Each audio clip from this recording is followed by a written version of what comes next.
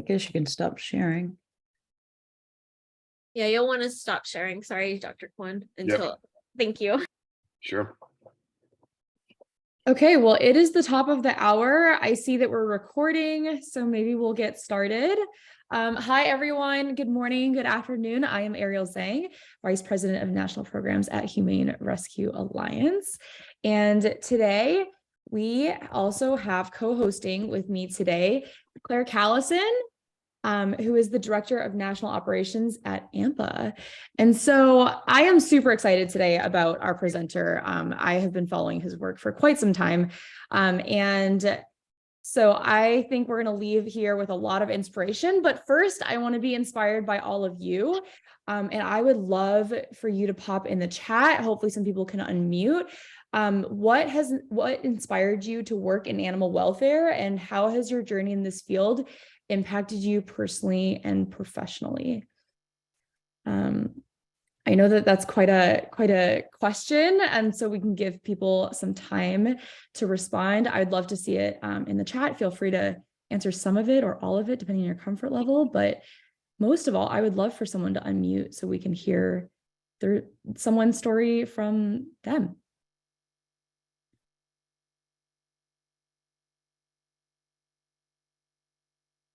Do we have any brave souls? Ariel, I'd love to kick it off and then maybe someone can follow. Yeah. When I was younger, I remember we had to sadly give up one of our dogs, or our only dog at the time. And I was living in New York City at the time, and I don't think I quite understood, the full gravity of the situation. And I always knew when I went to school, I wanted to work with animals, and it took me to a lot of different paths. I found myself in Arkansas at a big cat, like Tiger King kind of refuge, and that wasn't quite for me. And then I worked at a zoo for a while, but always wanted to make a difference, and landed in Texas here, so working at the shelter. But I think back of my childhood dog, and I wish we had the means and the programs to have been able to keep that sweet dog. But I think I always think about her and the journey, and I would say that inspired me probably the most to try to make a difference and go into the animal shelter world. But it's so beautiful, Claire. I love that it was about almost people in that sense, being able to hold on to their animals and having that be a lens of your work. I think that's pretty incredible. We have people here who are saying Hurricane Katrina, that they love the people that they work with, which I think is so true in this industry. The people, the passion, the support, I think is really beautiful. We just had an event last Thursday with 400 second graders and 400 adults, including the Attorney General of the state. The kids did some bios and drew some pictures of shelter animals, and we placed 150 animals over the course of 2 months while these second graders were doing this work. And what was very, very unique at the end of the event is the Attorney General of the state got up in front of the kids and their families and deputized them all as animal advocates. And we're going to make up little t-shirts. So it's more of an investment in the future of animal welfare than what's going on right now. But it was really something to see. The second graders were just over the moon with the project. So I love that.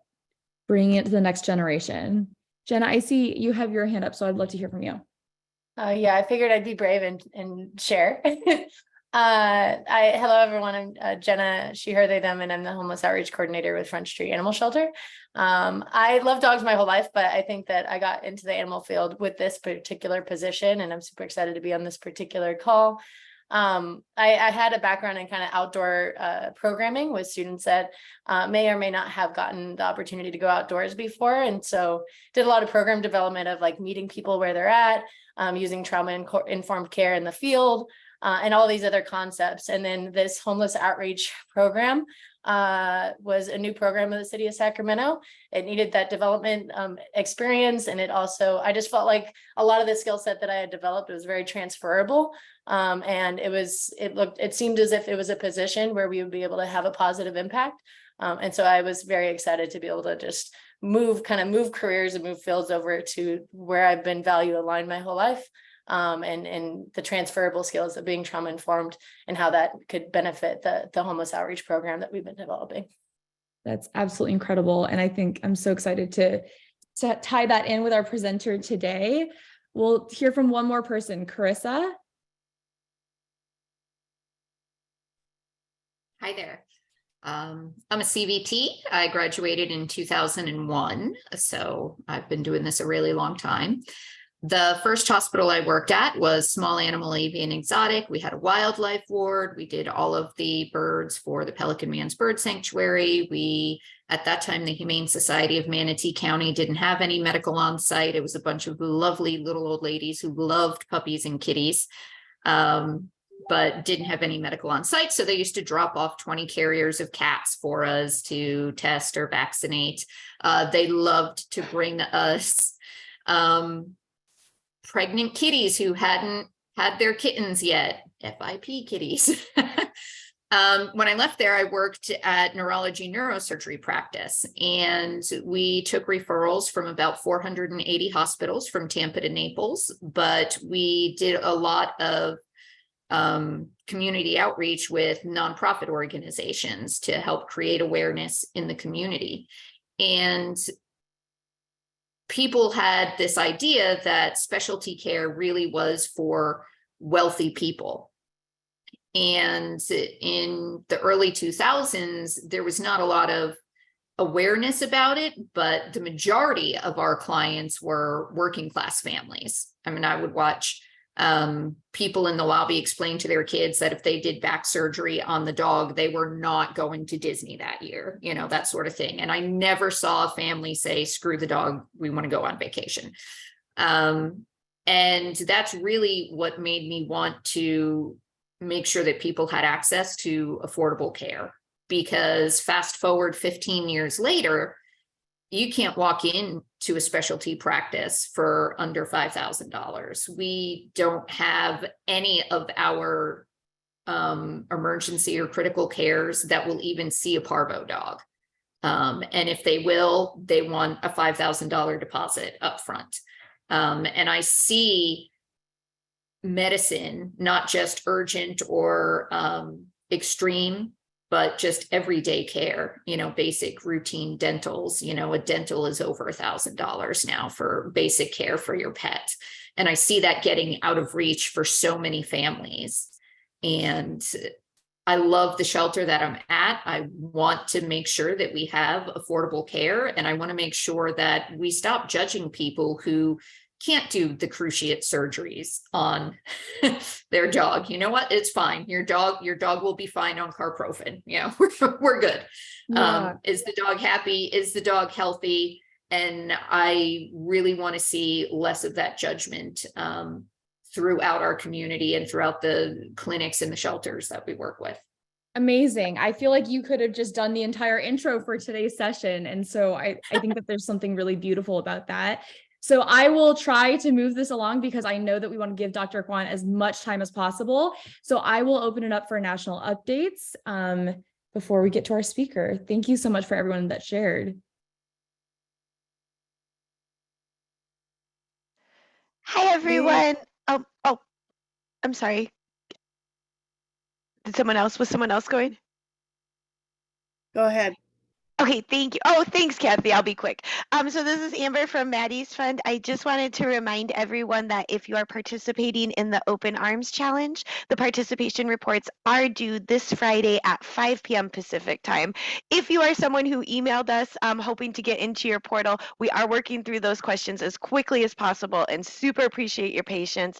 If you do have questions about your portal or about the report, Irene and I are happy to help you. I'll put the contact information in the chat, but we look forward to receiving your participation reports at 5 p.m. this Friday, May 19th. Thanks, everyone. Thanks, Kathy. Sorry, Amber. Thank you. I'll be quick too. And no, Allison, you don't need to have any links for me ready to go, but thank you so much. I just wanted to say thanks to those folks that made it to Humane Canada's Summit for Animals 2 weeks ago now in beautiful Victoria, British Columbia. And just heads up to those of you who were unable to make it. But next year, we will be May 5th to 7th in Halifax, Nova Scotia. Looking forward to seeing a lot more of you there. This is Stacy here with the Community Cats podcast. It's been a minute since I've been on one of these calls. Hello, everybody. Just giving a heads up that we have a lot of events coming up this week. Tomorrow at 2 p.m. we have Chat GTP, learning all about how you can use that in your nonprofit. It's a quickie session, a super mini session. It's about half an hour long. So it's a pop in, pop out webinar. And then also we have our surrender prevention certification workshop. So it's basically training folks how to triage at the front door with feline behavior issues with people wanting to surrender their cats, and helping, basically mastering the litter box is really what a big part of that is all about. And then this coming weekend at 2 p.m. we have a free webinar called Mobilizing a TNR and Getting the Biggest Bang for Your Buck. And that'll be a free webinar on Saturday from 2 to 4. So we have 2 free webinars. The surrender prevention certification workshop, there's a quiz at the end. You get a little certificate, you take your quiz, it's a $10 charge. So that's what we got going on this week at the podcast. And also, I'm really thrilled. I'm involved in a project in Atlanta called the Community Cat Clinic. If you go to communitycatclinic.com, if there are organizations in Atlanta that are interested in taking advantage of the services, they'll be opening up the end of this month and into June. And it's a community-based model for all cats. So it's not just like cats in need and, it's everybody, all cats. And so it's basically, I guess you could call the feline friendly pricing, affordable pricing, but it covers all types of services. So check out the website, communitycatclinic.com. We really hope it'll be a model for the future. And we're very excited about that. Okay, I will jump in. This is Vincent. I am the Maddie's Human Animal Support Services Project Director. And I wanted to tout something from one of our people, my man Diaz has his podcast, Pet, People, and Purpose. I encourage you to I will put the link in the chat. I encourage you to listen to it. Mark Castaneda was his guest this past month, and the interview is outstanding. Mark went from homeless to being an intern at NASA. And I know what you're thinking. No, Diaz didn't ask him about aliens, even though I asked him to.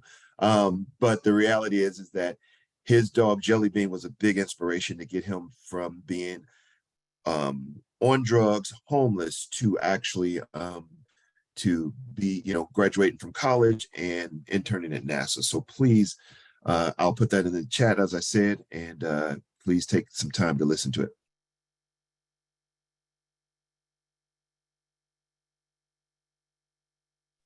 All right. Hey everyone, I've got one more, Claire, real quick. I'll be No so worries, fast, I go promise. for it.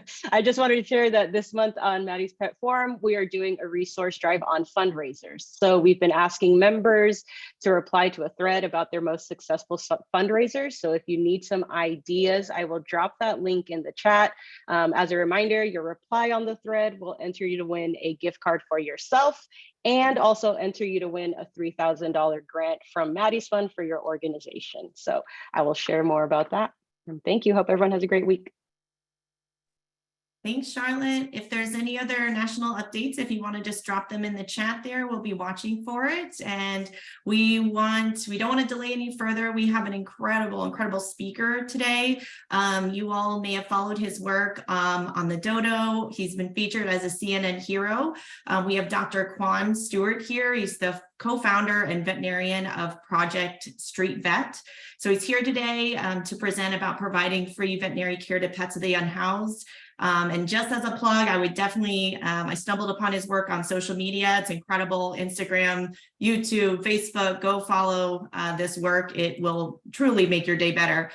So no further ado, thanks Dr. Kwane for being here, and I'll turn it over to you.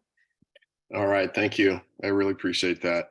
I just have a quick disclaimer before I jump into this.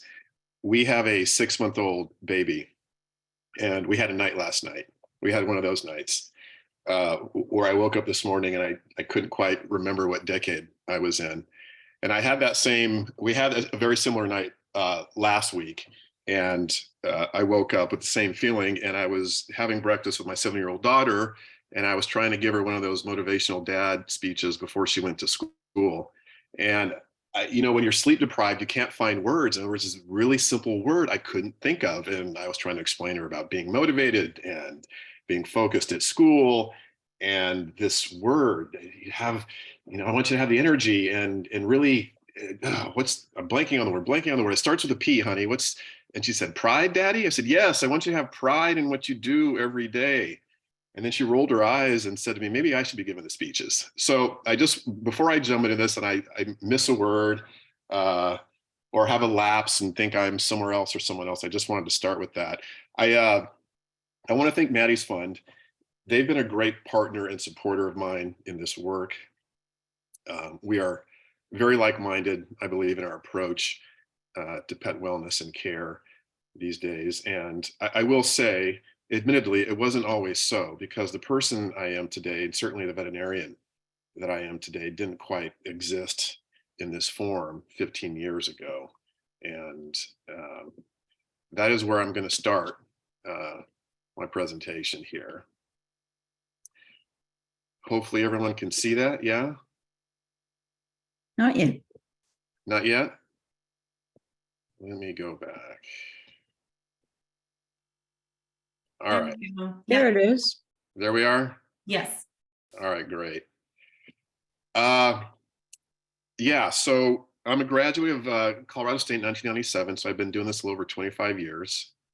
Can't believe that. And yeah, it's been quite the evolution, because my dream after growing up in New Mexico and pursuing the veterinary degree, which I again completed at CSU, was to move to the beach in San Diego. I'd always had this dream after living in the high desert to go to San Diego and live the dream.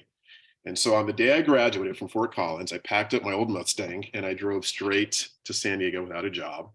And for the past 25 years, I've pretty much been in and around Southern California. Well,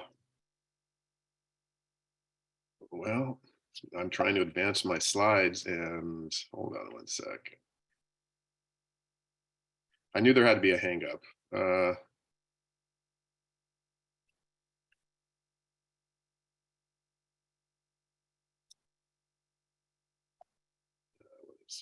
Here, well, I apologize, everybody. Let me see. No problem. We practiced this before the call and everything worked out just great. Yeah, you're good. Take your time. Of course, when oh, all right, it's hung up for some reason.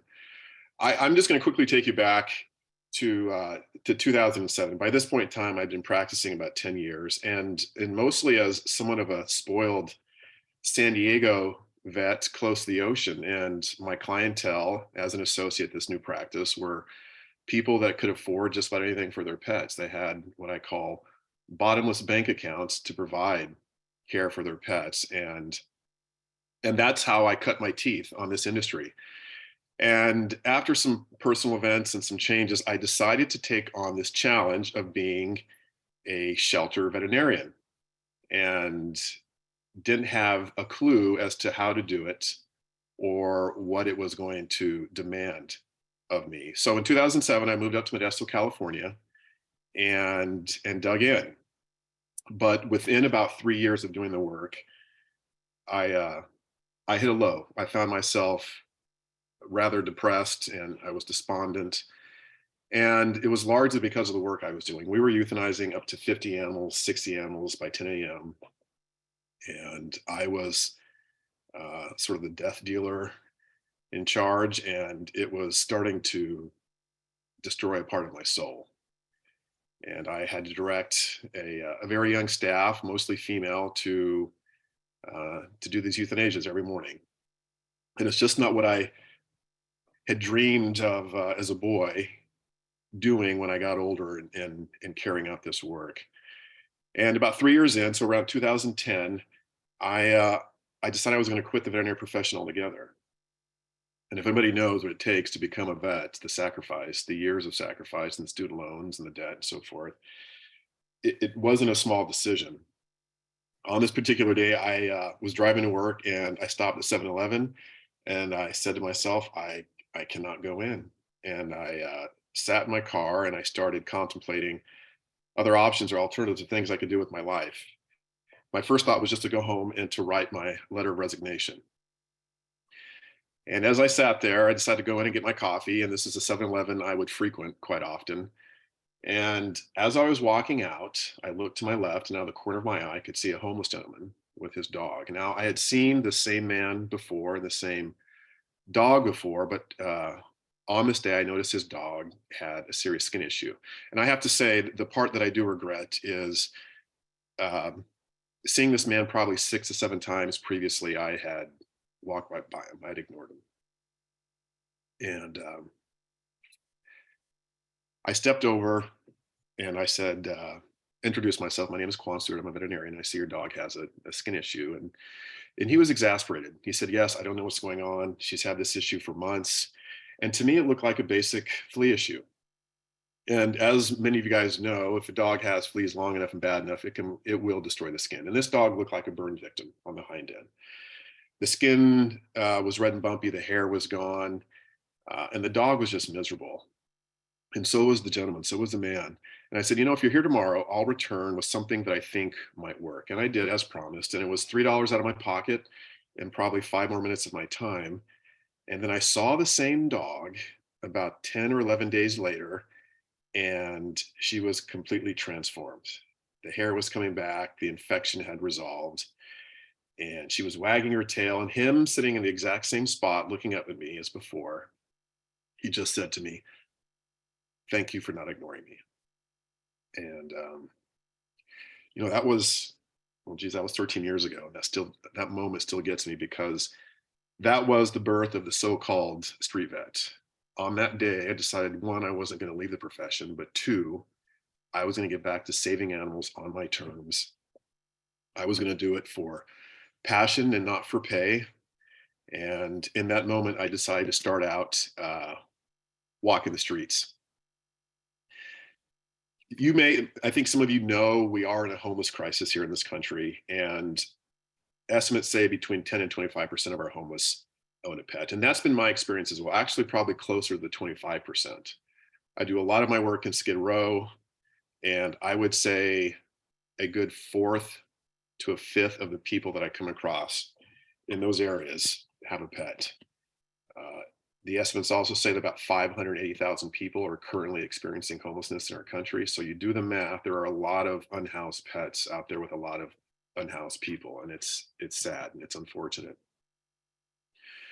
So yeah, 2011, I decided to take on this new journey, and it started out really simple. I laugh at it because I didn't know what I was doing, and I decided to set up a little pop-up clinic one day. And I just picked a place in town near a food kitchen that served the unhoused. And next to the line, people in line waiting for lunch, I just set up a little table and some basic supplies. And I walked the line. I said, anybody who has a pet, if you'd like to step over afterwards, I would gladly see your pet at no cost. And before I knew it, I had a nice line of customers. And 2 or 3 hours later, I'd seen about 16, 17 pets. And it was a remarkable feeling. What I noticed, though, is while I serviced these people who were standing in line, a lot of them said the same thing. They said to me, "I'm so glad you're here, but I have a friend who couldn't make it. They live in another part of town, or they live under a bridge. They don't have transportation. Do you think you could go to them?" And I thought, yeah, why not? And it was the next day I decided to pack a bag, and the walking began, and the walking and the walking and the walking. That was 12 years ago. So I've got my steps in. I wish I could have tracked that back then, but I think I've gotten a few steps since I started doing the work. I want to play this video for you guys. It sort of encapsulates what I do. Animals mean a lot to a lot of people, and I can't stand when people just say like, "Oh, it's just a dog." I mean, he's my best friend.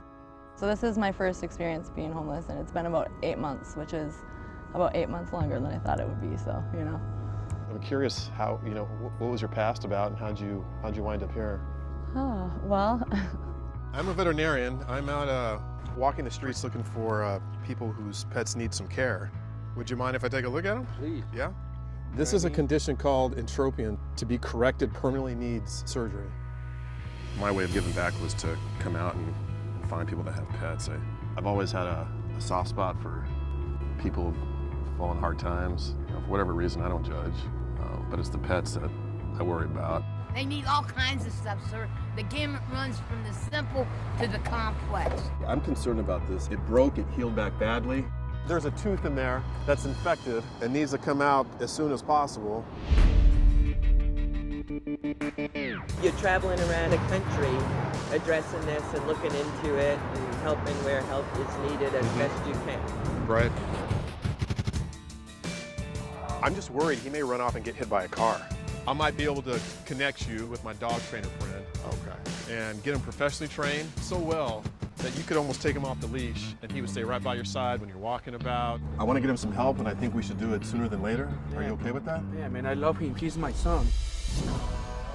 The pets are like a gateway to the person's soul almost, right? You start talking about their pets and then, the doors just open and then we're just two people sharing stories about our pets and our love for pets. So I've been getting the most amazing stories.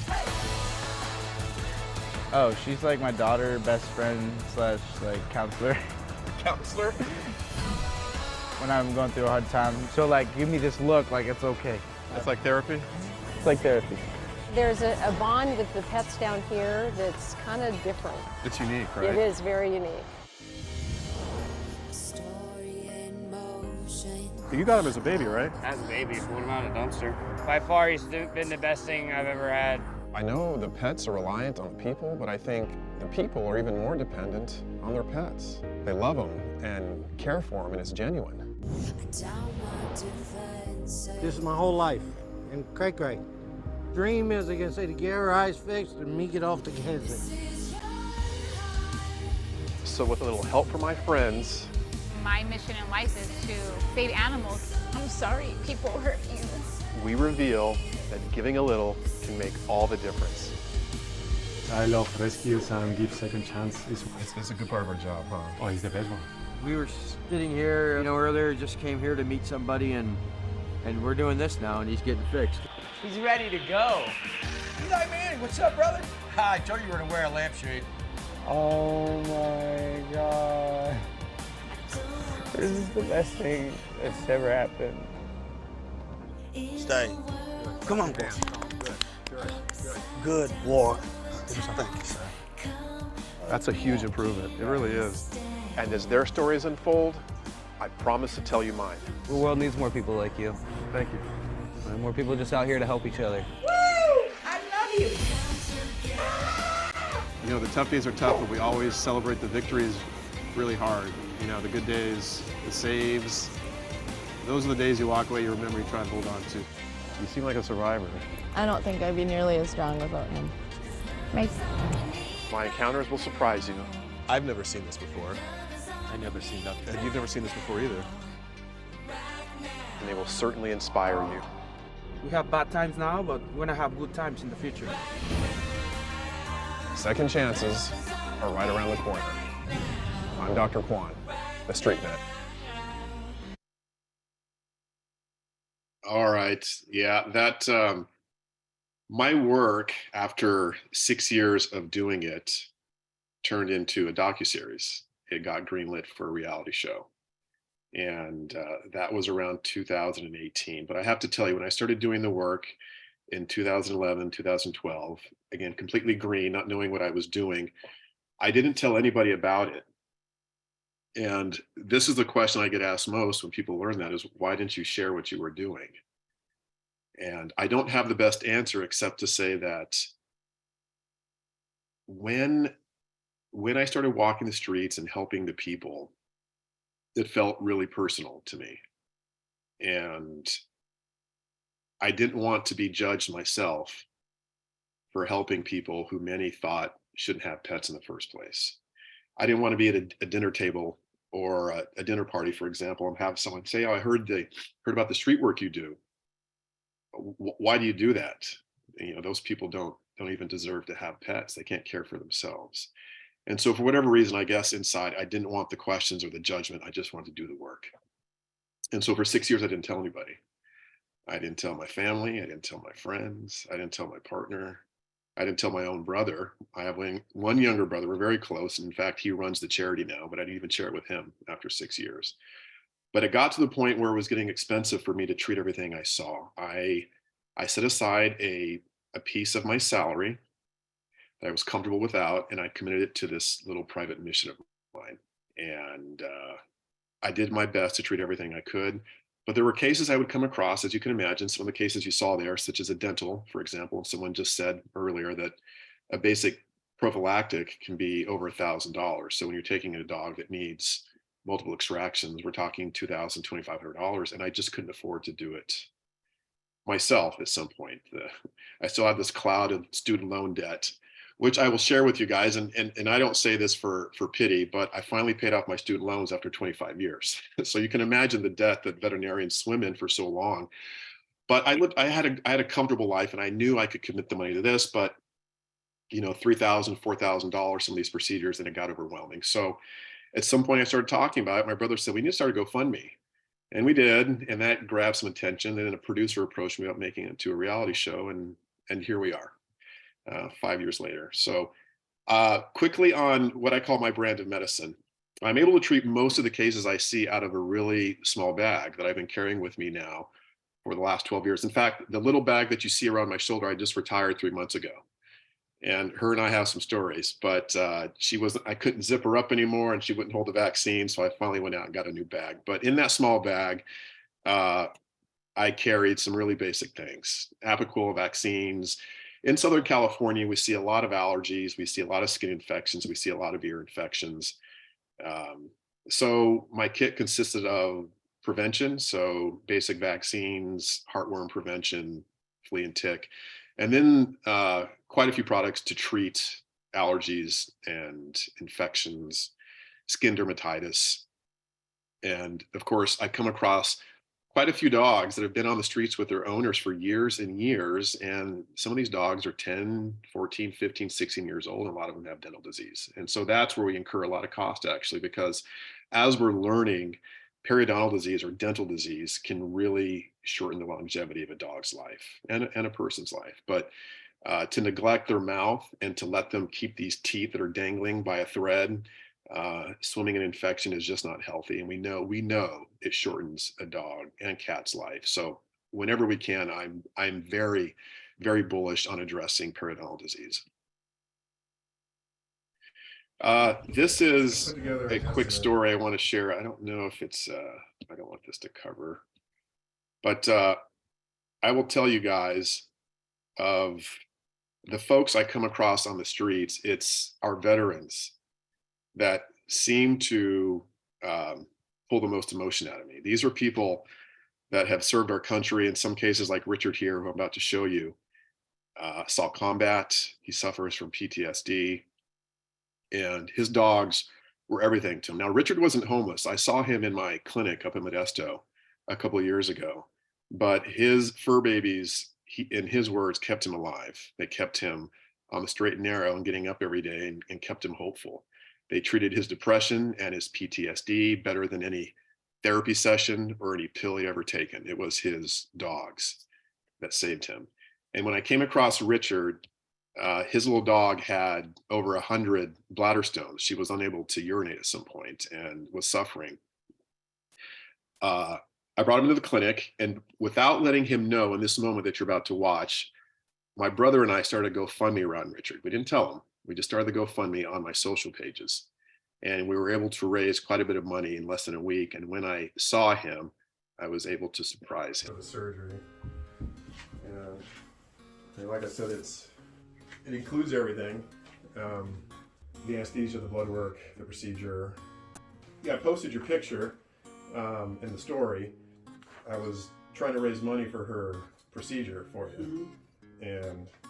But this, after the money I raised, this is what you're gonna have to pay. Oh God, thank Dr. Stewart. That's wonderful. God. I lost my twin brother 17 years ago, and I don't think I've cried since. You're welcome. God, you're a godsend.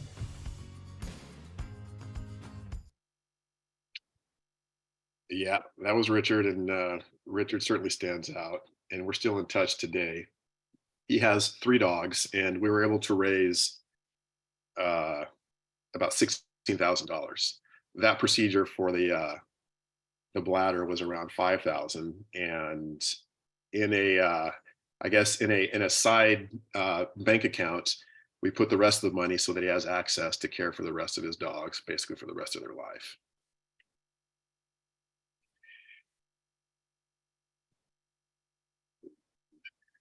We seem to be stuck again here.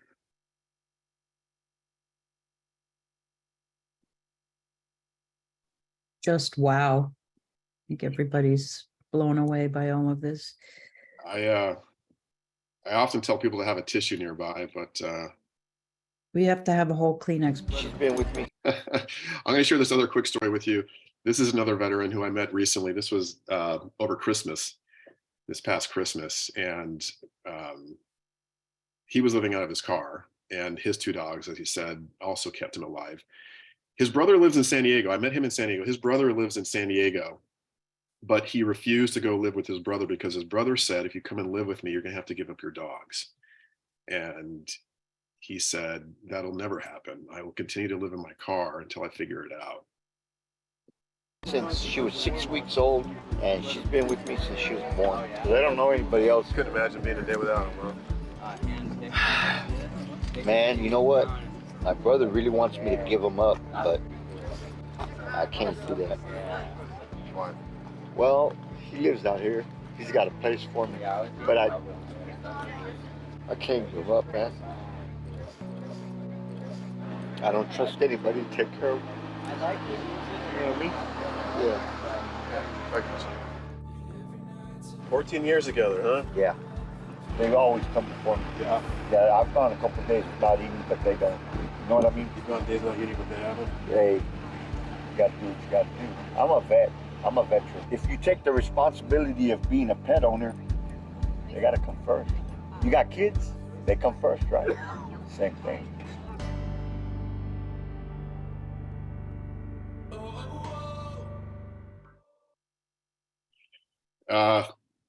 Richard's another gentleman I'm still in touch with today.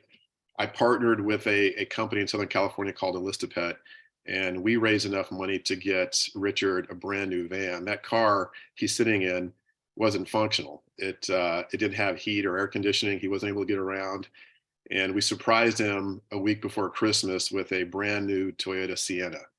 And he was able to lay down and sleep comfortably. He was able to get around. 2 weeks later, he got a job in security. So the good luck kept rolling. His security job allowed him to canvass a children's hospital here in San Diego. They gave him a security car, and shotgun, he was able to have his little companions with him at all times. So his thing was, I can work. I'm a worker. I want to work, but I have no place to keep my pets. And I won't be without them. I won't be anywhere where I know they're not safe. So we got him the van, he got the job, dog's riding shotgun, and he says he's starting the next chapter of his life. He's going to be in a place very soon. Right place at the right time. So a lot of it is, I guess, good luck or fortune in some ways. It's sad when I come across these really bad accidents or these traumas, but Justin there, featured with his cat on his shoulders. His cat was hit by a car. I had just examined his cat, we called it the Traveler, 3 days before, and was in remarkably good health, but he's a skateboarder, and she fell off his shoulders, rolled in the street, run over by a car, and he called me that next day, and we were able to get in, and really by the grace of God, save her because he had a really bad fractured femur. He had a torn diaphragm. His intestines were up in his chest, and it was about a $12,000 care package. And then on the right there is Lovely. Came across her one day. She was in dystocia. She was trying to deliver and had been trying to deliver for 24 hours. and was not able to squeeze those puppies out. She was on the verge of dying. She was dehydrated. She had a thready pulse. I rushed her in. Unfortunately, I was unable to save her babies, but I was able to spay and save her.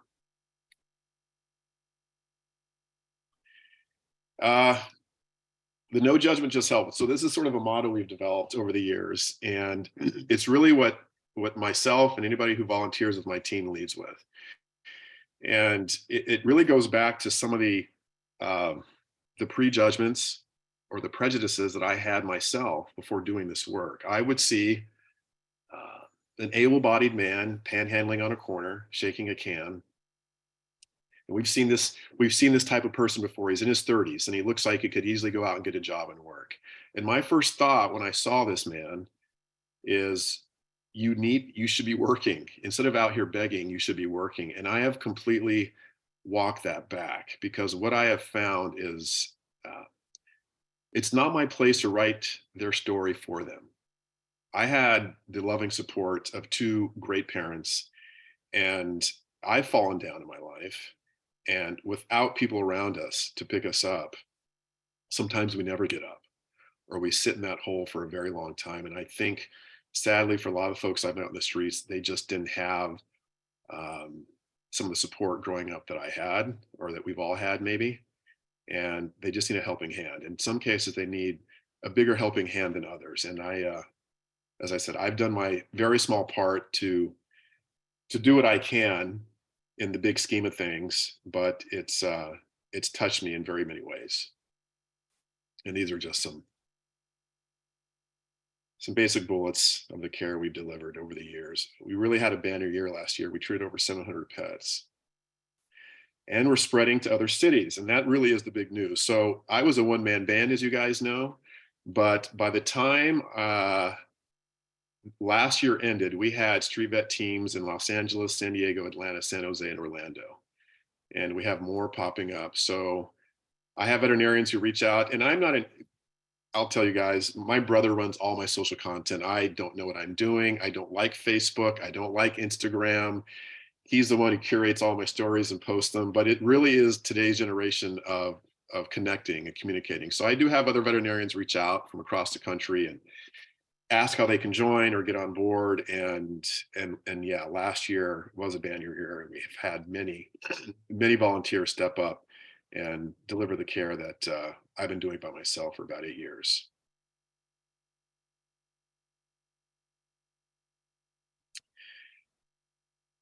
So as I said, the future of my dream, I went from one guy who didn't want to talk about this and didn't want anybody to know, to realizing that I've been given this very special platform to go out and speak about it, to bring awareness, to mobilize others. And that's what I've been doing. When I was going through school, there wasn't shelter medicine. Shelter medicine wasn't part of the curriculum. Now shelter medicine is a big thing. And I'd like to see something akin to shelter medicine, like street medicine, make its way into academia, so that we can start to teach some of our next generation veterinary students the importance of giving back, of retaining that piece of humanity that I found myself losing after I started to do the work, and remember why we got into this profession in the first place.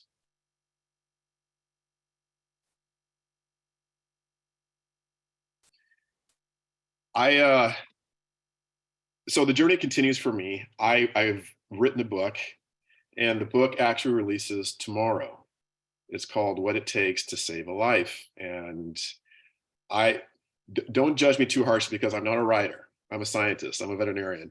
And I struggled with the syntax and the grammar. But I have been writing for the better part of 10 years. It's been a way of healing for me. It's been cathartic to put some of these stories down, some of these remarkable people I've met in the streets, just to carry their stories to a piece of paper. And so for many years, I've been doing that. And then I was approached by a publisher who asked if I would, sort of in a James Herriot urban setting, share my stories. And the biggest challenge of writing this book was taking what is literally hundreds of stories and condensing them down to my 10 favorite. And that's what this book contains. It contains my favorite stories of encounters on the streets and these very special people that I've met. And what I also did, and I was surprised about this, I went really deep into myself. And I, as I shared, I was more than depressed during those shelter years, or at least a couple of them. I had fleeting thoughts of suicide at one point. And this profession can be difficult.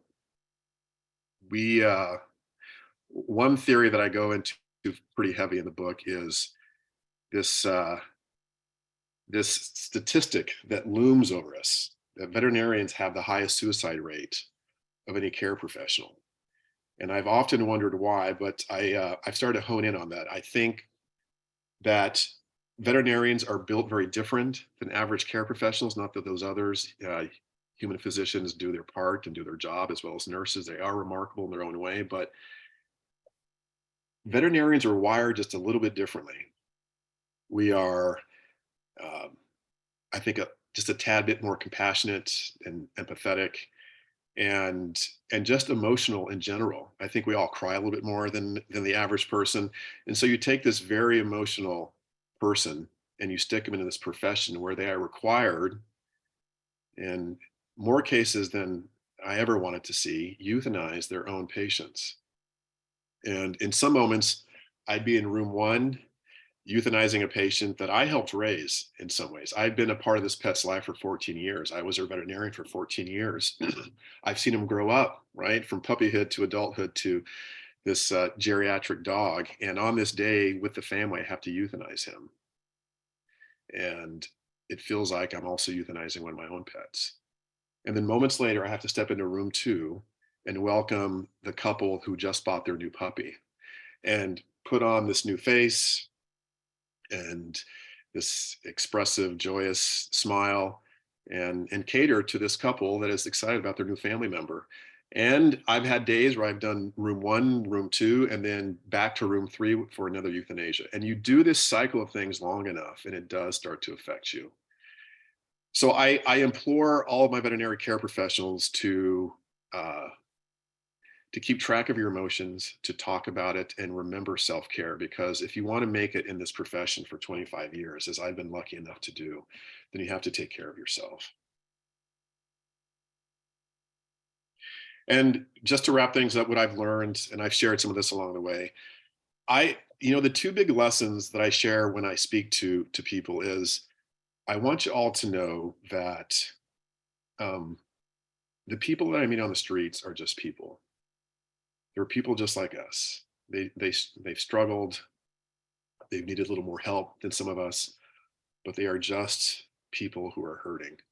And I feel like we've gotten away from looking out for one another.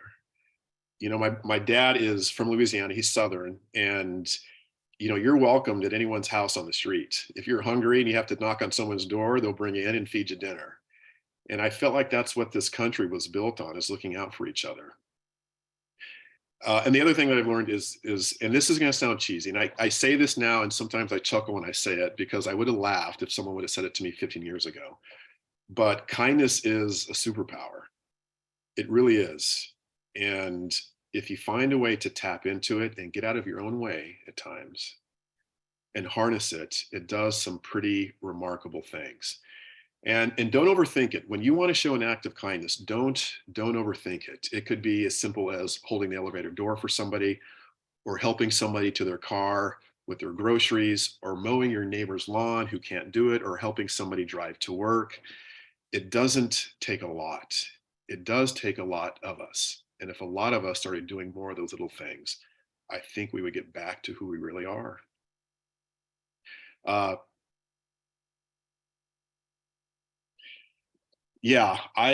The kindness journey has been a special one to me, and it's touched me. There is a saying that I like very much: no one will ever touch you so lightly, they won't leave a trace.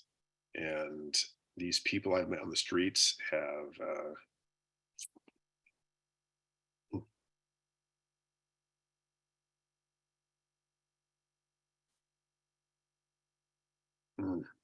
this is the fatigue setting in. This is the sleep deprivation.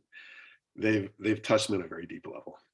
And I'd like to end by saying that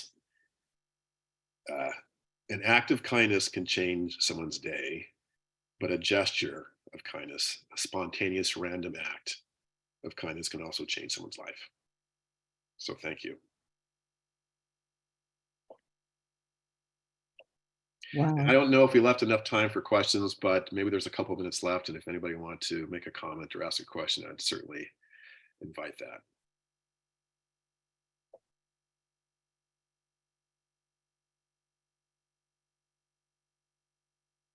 Thank you so much. This is truly an incredible presentation. I think we're all lost of words here. The chat, there's just I hope you get to see it, but an outpouring of love. You do have people in tears.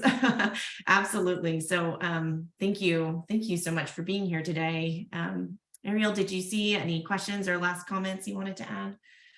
Yeah, so I'm notorious for being terrible with time management on these calls, especially when we have amazing presenters. And so I'm trying my best to say, no, we're at time. I think it's just a lot of outpouring of love, and like I'm a little speechless myself. And I think the question is how you deal with compassion fatigue. I saw that, and of course, how people get this work into their cities. I know that we're going to continue the conversation on Maddie's Pet Forum as well, but maybe we can, I don't think I should close out the call. I feel like Dr. Kwan, you should, but just talking about compassion fatigue and where the work continues and how we can all be a part of it. Yeah, no, thank you. I'll make this brief. As I said, we're trying to spread to other cities. If my ultimate dream, my big dream now at this point, is to try and have this type of help or service, a street vet team, if you will, in every major urban center in our country. It's needed, it's necessary. The homeless issue is only getting worse. And of course, with them come their pets. And if anybody, going back to what I said about really being inspired by these people and actually learning a lot, if anybody needs a pet in their life to help them pull them through these dark moments, it's these folks on the streets. As I said, I could go on and on with the stories, but these pets in many moments have saved their lives. And no, they don't have the resources that we have to provide. And that's my little part in all this. That's where I step in. It's to try and keep them together. Now, as far as taking care of myself and the compassion fatigue, I touched on that. It really does take daily attention. I will occasionally wear some of the stories and some of the sadness home with me, and sitting at dinner with my family, my kids, it's written on me. And someone once asked, doesn't it take a lot out of you? And the work can, and it has, but as I like to tell people, it also puts a lot in me. And for that reason, I'm going to keep doing the work as long as I can. Thank you. Thank you, Dr. Kwan. And thank you for everyone that's attended. I know we have lots of questions, and I hope we can continue it on Maddie's Pet Forum, because this could go for hours and hours. And I just really appreciate the compassion that you've brought to our Mondays. Thank you all. We're all in together. We're all in together. So I appreciate you being here. I really do. Absolutely. Yeah. And I know a lot of pre-orders for your book are happening, and I hope everyone can see their screen to follow you on social media and support your new book. Congratulations on that unveiling tomorrow. So thank you so much for being here, and everyone for joining. Have a great rest of the week.